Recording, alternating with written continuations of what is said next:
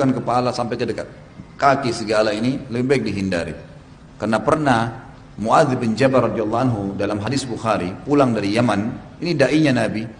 Begitu tiba Nabi turun dari untanya dari Yaman, lihat Nabi SAW itu langsung turun dari unta, langsung sujud depan kaki Nabi. Kalau kita mungkin sungkeman itu ya. Kata Nabi SAW, kenapa Muadz kau lakukan? Ya Rasulullah, semua orang di Yaman kalau menokohkan satu orang, pasti dia lakukan ini. Kata Nabi SAW, tidak hai Muadz, kalau seandainya boleh orang sujud selain Allah, saya akan suruh istri sujud pada suaminya. Berarti nggak ada itu dalam Islam. Lebih baik dihindari. Jangan sampai cium tangannya itu kayak ruku gitu Pak. Sebab kalau ruku itu sudah masuk kepada apa? Nilai ibadah. Karena ruku hanya untuk Allah, sujud hanya untuk Allah. Terus gimana kalau sungkeman itu Pak? Sungkem. Gimana nih, boleh apa enggak kayak ginian? Kalau saya memandang ya seperti ini tidak baik Pak. Kenapa? Karena ada nilai seperti ruku atau sujud ya kepada manusia. Ya, kita biasa ajalah cium tangan. Tidak perlu kemudian kita melakukan perbuatan-perbuatan seperti sujud atau ruku kepada selain Allah Subhanahu wa taala. Dikatakan dekat dengan Allah dan paling dekat kepada Allah di saat apa? Di saat apa? Sujud. Betul-betul dia menghinakan diri hanya kepada Allah. Makanya hak ruku dan sujud hak siapa? Hak Allah. Nggak boleh diserahkan kepada yang lain. Allah berfirman, wa annal masajid fala tad'u ma'allahi ahada. Bahwa masjid itu milik Allah, nggak boleh orang berbuat syirik dalamnya. Masjid yang pertama maknanya tempat ibadah, nggak boleh orang berbuat syirik padanya. Makanya nggak boleh ada masjid yang ada kuburnya, nggak boleh dalam Islam. Nggak akan bertemu dalam Islam masjid dengan kuburan, nggak akan bertemu.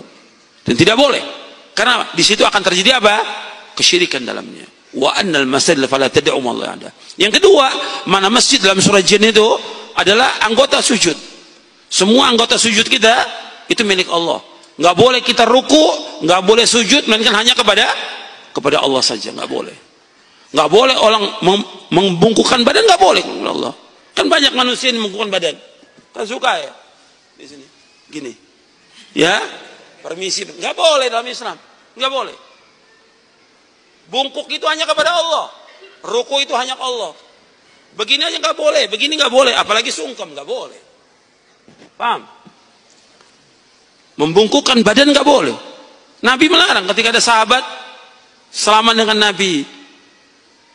Ya Rasulullah, ayanhani ba'duna? La, kata Rasulullah.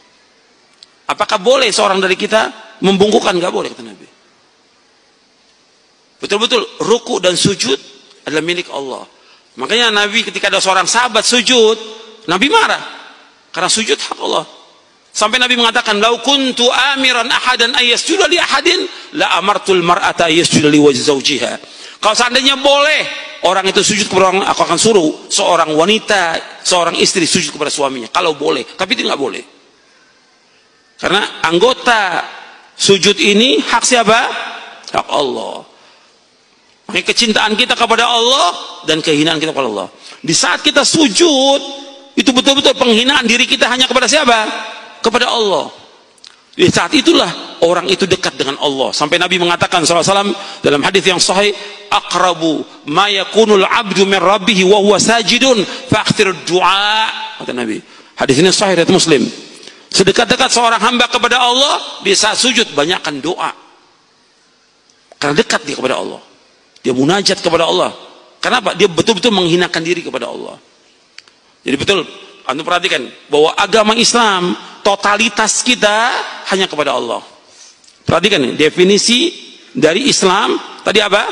Al-istislamu lillahi bitauhid wal inqiyadu bi ta'ah wal bara'atu minasyirki wa ahli. Islam itu adalah ketundukan, kepasrahan secara totalitas hanya kepada Allah saja.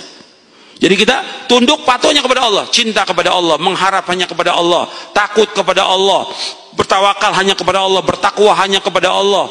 Kita istighosah hanya kepada Allah, kita menyembelih karena Allah, bernazar karena Allah. Seluruh bentuk ibadah kita lakukan hanya kepada Allah. Itu namanya tauhid. Makanya ayat yang kita ulang-ulang setiap hari, iyyaka na'budu wa iyyaka nasta'in. Hanya kepada Engkau ya Allah kami beribadah, hanya kepada Engkau saja ya Allah kami mohon tolong. Enggak kepada yang lain, tidak. Ini pasrah kepada Allah. Tidak berpaling kepada makhluk, tidak, kepada Allah. Totalitas kepada Allah. Mintanya kepada Allah, jangan kepada yang lain. Takut dan harap dan cinta kepada Allah. Ini rukunnya ibadah. Cinta, takut dan harap merupakan rukun ibadah. Al-hubbu wal khawfu wal raja, itu termasuk rukun ibadah yang kita tujukan kepada Allah saja. Totalitas, tauhid hanya kepada Allah. Kemudian yang kedua, definisi Islam, wal inqiyadu bi ta'ah, tunduk dan patuh kepada Allah dengan ketaatan. Kalau dia ngaku sebagai orang Islam, buktikan ketaatannya kepada Allah. Dia melaksanakan syariat agama Islam ini, buktikan ketaatan dia kepada Allah, bukan ketaatan kepada manusia. Semua ketaatan sumbernya taat kepada Allah. Hatta taat kepada Rasul, ya taat kepada Allah. Makanya taat kepada Allah dengan taat kepada Rasulullah sallallahu alaihi wasallam, mutlak wajib taat. Ya ayyuhalladzina amanu atii'u Allah wa atii'ur Rasul. Baru wa ulul amri minkum, taat wahai orang beriman, taat kepada Allah dan taat kepada Rasul.